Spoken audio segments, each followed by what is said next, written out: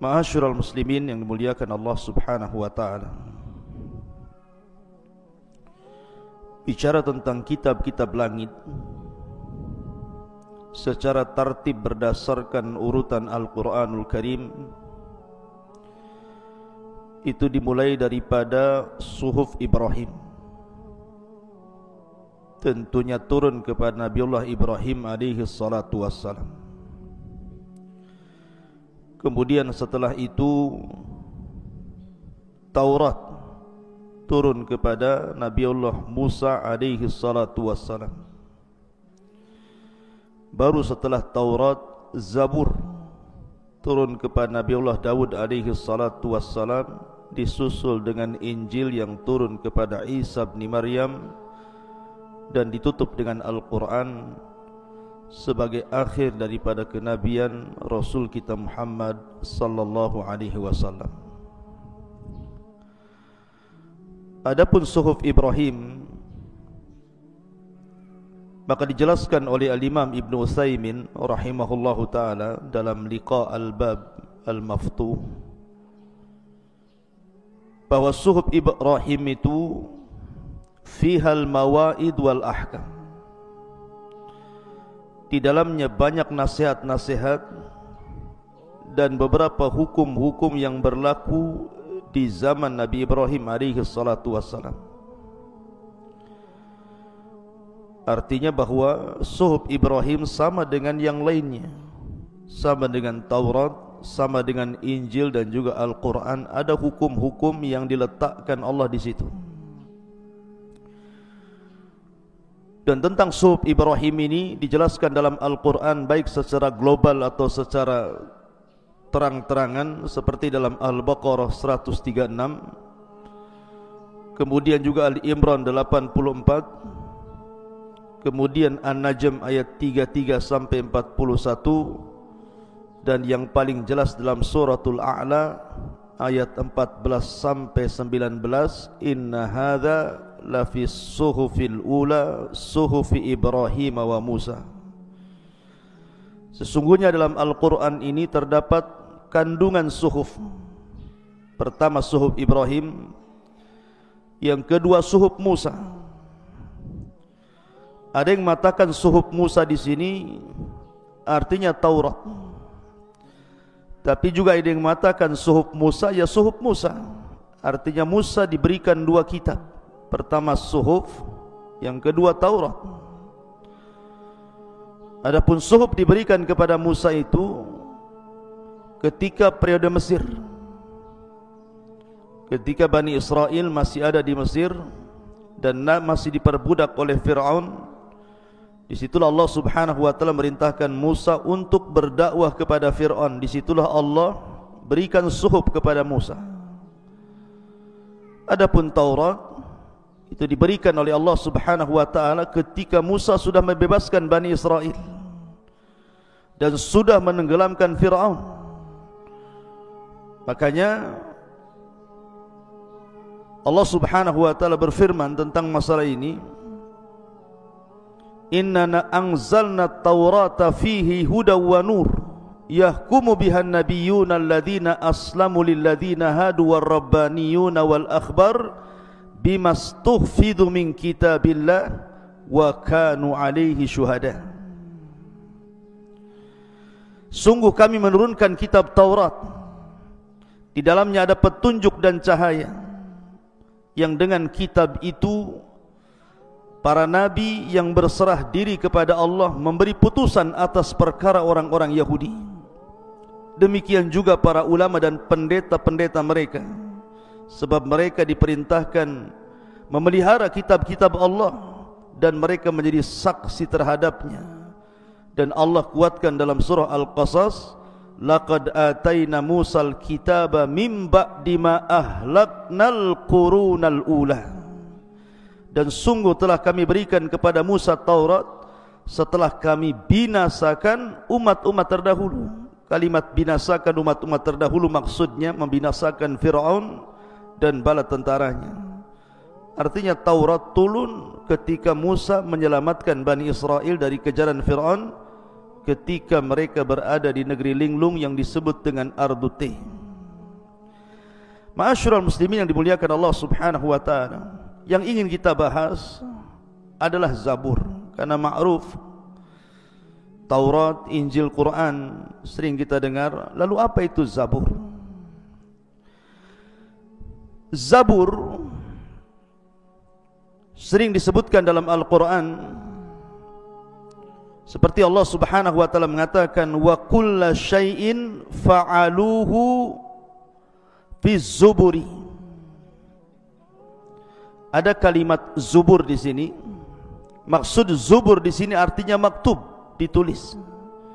Artinya segala sesuatu yang mereka lakukan itu sudah ditulis dari catatan-catatan malaikat. Maka makna Zabur secara bahasa itu artinya Al-Kitabul Maktub. Kitab yang ditulis itu disebut Zabur. Dan kalau secara bahasa berarti semua kitab itu Zabur, baik Injil, Taurat, Al-Quran, Suhuf Ibrahim, maka masuk dalam kalimat Zabur, karena ditulis masalahnya. Akan tapi secara istilah, maka Zabur adalah kitab yang disendirikan yang Allah Subhanahu wa taala turunkan kepada Nabi Allah Daud. Dan Allah katakan dalam Al-Quran, wa ataina Dawuda Zabura, dan kami berikan kepada Nabi Allah Daud Zabur. Yang membedakan Zabur daripada Suhuf Ibrahim, kemudian juga Taurat, kemudian Injil, kemudian Al-Quran, disebutkan oleh Al-Imam Al-Qurtubi rahimahullahu ta'ala perbedaannya. Zabur itu tidak dijelaskan halal dan haram. Di dalam kitab Zabur itu tidak ada hukum-hukum yang dijelaskan. Lain dengan Al-Quran, ada halal, ada haram, ada perintah, ada larangan. Tapi di kitab Zabur tidak ada. Kitab Zabur itu isinya hanya masalah perkara-perkara nasihat saja. Jadi isinya itu hanya masalah hikam, al-mawaid, ar-raqaq, artinya bicara tentang hikmah-hikmah. Kemudian juga nasihat-nasihat, kemudian hal-hal yang bisa melembutkan hati, yang bisa membuat mata menangis, dan begitu seterusnya. Tetapi tidak dijelaskan halal haram di situ. Tidak dijelaskan bab nikah, bab talak, bab macam-macam, tidak ada dalam kitab Zabur itu. Jadi murni kitab Zabur itu hanya isinya nasihat-nasihat saja, kata Imam Qurtubi rahimahullahu ta'ala. Dan kitab Zabur itu,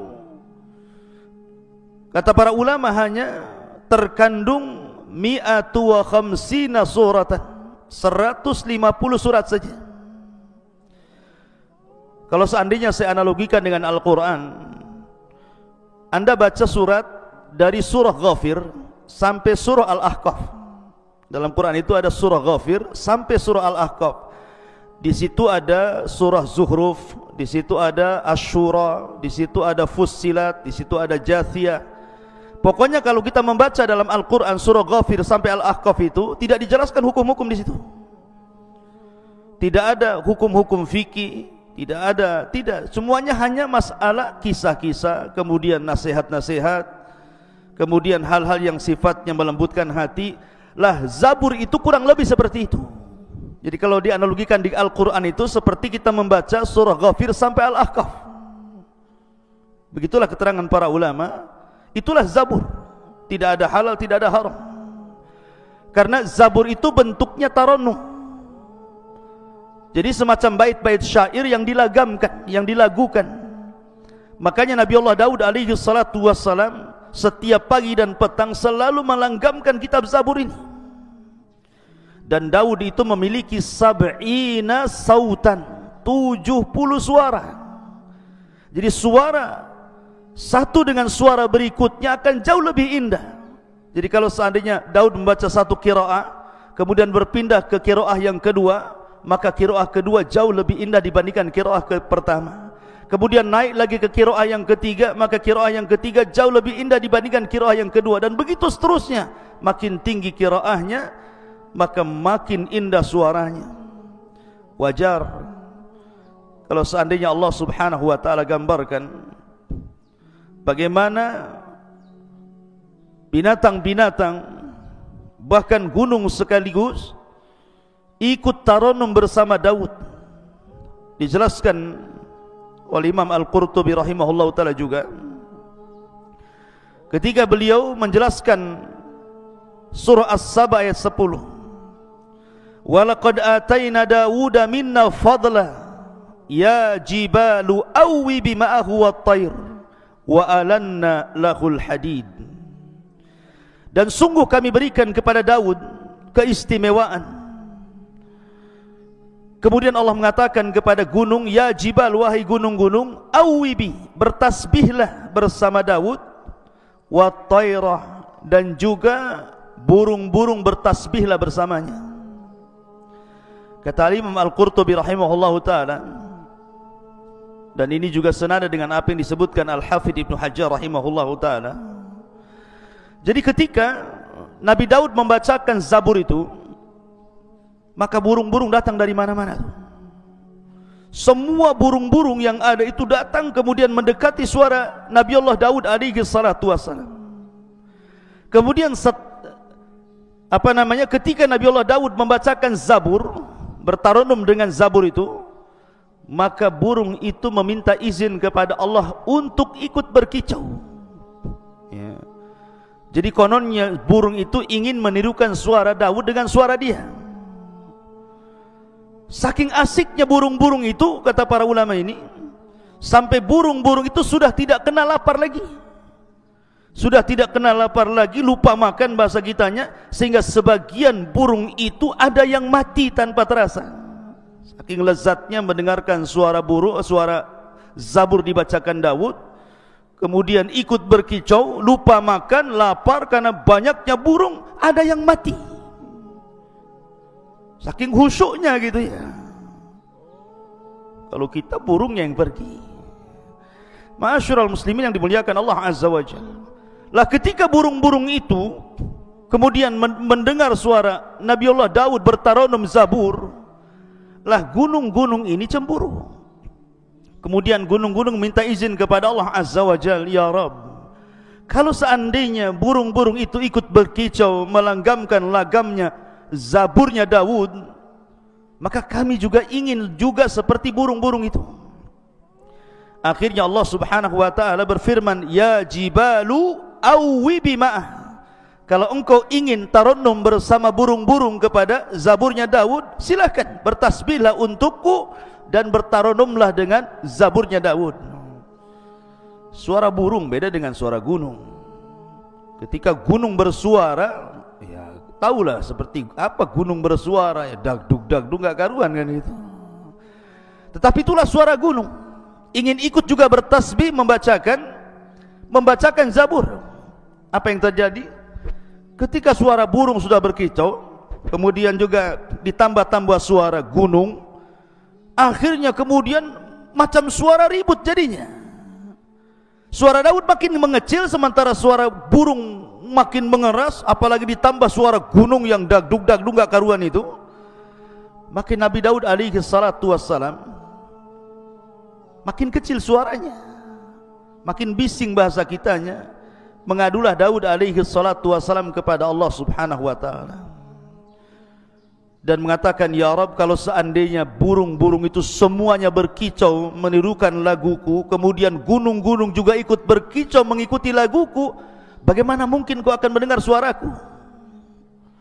Bagaimana mungkin kau akan mendengar suara Zaburku? Akhirnya kemudian Allah Subhanahu wa ta'ala memerintahkan malaikat Jibril, kemudian membawa Nabi Daud alaihi salatu wassalam ke sebuah sumur yang sangat dalam sekali. Dimasukkan ke dalam sumur itu. Lah sumur ini tembus sampai ke dasar bumi. Setelah sampai di dasar bumi itulah, akhirnya kemudian malaikat Jibril mengambil satu batu. Kemudian batu itu dibelah, rupanya ada ulatnya, dan ulat itu sedang bertasbih kepada Allah Subhanahu wa ta'ala. Kemudian diperdengarkan oleh Nabi Allah Daud, seolah-olah Jibril mengatakan, dekatkan telingamu kepada ulat ini. Akhirnya Daud pun mendengarkan telinganya ke dalam ulat itu. Tiba-tiba ulat itu terdengar bertasbih. Malaikat Jibril mengatakan, ya Daud, kalau ulat saja di dasar bumi, di dalam kedalaman berapa dari bumi ini, bertasbih dan Allah mendengarnya, apalagi engkau membaca Zabur di atas bumi. Walaupun suara burung itu ikut berkicau, suara gunung itu juga ikut berkicau mengikuti lagammu Zabur, tetap Allah mendengar suaramu. Maka dari situ Daud sudah tidak mengkritik lagi soal suara burung dan suara gunung, dan dia tetap melanggamkan Zabur sampai Allah Subhanahu wa taala wafatkan. Dan Nabi SAW suatu malam pernah keluar. Kebiasaan para sahabat itu selalu membacakan Al-Quran di rumah-rumah mereka, sehingga suasana malam itu seperti suasana kita mendengar tawon. Banyak suara-suara Al-Quran keluar dari rumah-rumah kaum muslimin. Begitulah budayanya para sahabat. Jadi suatu malam Nabi SAW keluar ke ganggang kota Madinah. Tiba-tiba dia mendengar ada suara yang sangat indah dari sekian banyak rumah, dari rumah-rumah kota Madinah itu. Akhirnya Nabi SAW mendekati rumah itu. Rupanya rumah itu adalah rumahnya Abu Musa al-Ash'ari radhiyallahu anhu. Didengarkan suara Abu Musa al-Ash'ari oleh Rasul SAW sampai Rasul berdiri samping rumahnya. Tidak sadar saking indahnya suara Abi Musa, Nabi sampai berdiri mendekati waktu subuh. Kemudian selepas mendekati waktu subuh, Rasul bergegas kemudian sholat subuh. Setelah sholat subuh, dia panggil Abi Musa al-Ash'ari radhiyallahu anhu dan menceritakan peristiwa semalam, dan mengatakan, ya Aba Musa, semalam aku berada di sampingmu, di samping rumahmu, dan aku mendengar suara indahmu. Kata Abi Musa radhiyallahu anhu, ya Rasulullah, la ra'aitani wa ana astami'u liqira'atikal bariha. Kata dia, seandainya aku bisa melihatmu wahai Rasul, tentu aku akan lebih mengindahkan suaraku supaya didengar oleh dirimu. Itu baru suara standarku Rasul, belum yang indah lagi itu maksudnya. Kalau aku dengar kau mendengar semalam, aku akan perindah lagi suaraku. Maka Nabi SAW memuji Abu Musa al-Ash'ari dan mengatakan, laqad utita mizmaran min mazamiri ali Daud. Wahai Abu Musa, sungguh Allah telah berikan anugerah kepadamu, suaramu Allah sejajarkan dengan suara Daud, saking indahnya. Mizmar, mizmar itu bukan alat musik. Mizmar itu di sini maksudnya adalah suara tarannumnya Zabur saat dibaca Daud alaihi salatu wassalam.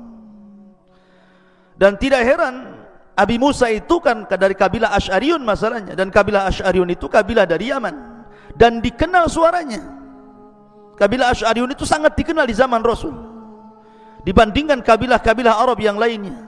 Sehingga kalau seandainya kabilah Asy'ariyun itu bergabung dalam sebuah pasukan, kemudian di malam hari mereka sedang beristirahat dari peperangan, maka Rasul paling hafal di mana orang-orang Asy'ariyun itu, barisan mana, tinggal di mana, sebelah mana, duduk di mana. Sampai Rasul mengatakan, wa inni la a'lamu aina maudi al-Asy'ariyina indal jaish. Dan aku sangat hafal di mana kabilah Asy'ariyun itu ketika berkumpul di tengah-tengah tentara. Kenapa? Karena kabilah Asy'ariyun itu terkenal suara Qur'annya indah. Jadi setiap malam mereka senantiasa tahajud membacakan tarannum Al-Quran, dan Rasul selalu mendengarnya. Mereka punya suara khas. Makanya wajar kalau Abi Musa al-Ash'ari diberikan utita mizmaran min mazamiri ali Daud. Jadi Zabur adalah sebuah kitab tarannum, tidak ada hukum, tidak dijelaskan halal haram, dia hanya nasihat-nasihat, kemudian juga hanya perkara-perkara yang bisa melembutkan hati, hanya semacam syair, dan hanya 150 surat dalam Zabur, dan diberikan kepada Nabi Allah Daud alaihi salatu wassalam. Lalu kalau begitu Daud berhukum dengan hukum apa? Dan para ulama berhukum di zaman itu dengan hukum-hukum apa kalau dalam Zabur tidak ada halal haram? Maka tentunya kata para ulama berhukum dengan kitab Taurat sebelumnya. Karena Allah Subhanahu wa taala yang berfirman tentang masalah ini, Allah Subhanahu wa taala mengatakan di dalam Al-Qur'anul Karim tentang keutamaan Taurat, "Inna anzalna at-taurata fiha hudaw wa nurun yahkumu bihan nabiyyuna alladzina aslamu lilladzina hadu war-rabbaniyuna wal akhbar bimastufidu min kitabillahi wa kanu alaihi syuhada." Dan sungguh kami menurunkan Taurat, di dalamnya ada petunjuk dan cahaya, yang dengan kitab itu para nabi berserah diri kepada Allah. Para nabi, maksudnya nabi setelah Nabi Musa alaihi salatu wassalam, memberikan putusan atas perkara orang-orang Yahudi. Demikian juga para ulama dan pendeta-pendeta mereka, sebab mereka diperintahkan memelihara kitab-kitab Allah dan mereka menjadi saksi terhadapnya. Ini diantara keterangan tentang masalah Zabur, wallahu a'lam. Tapi yang jelas bahwa kitab Zabur diturunkan kepada Nabi Daud untuk dijadikan langgam yang dibacakan kepada Bani Israel. Isinya nasihat-nasihat, kemudian juga beberapa hal-hal yang sifatnya kebijaksanaan dan melembutkan hati. Dan dengan itulah Nabi Allah Daud alaihi salatu wassalam memberikan nasihat kepada Bani Israel. Subhanakallah bihamdika asyhadu an la ilaha illa anta astaghfiruka wa atubu ilaik. Allah Ta'ala. Assalamualaikum warahmatullahi wabarakatuh.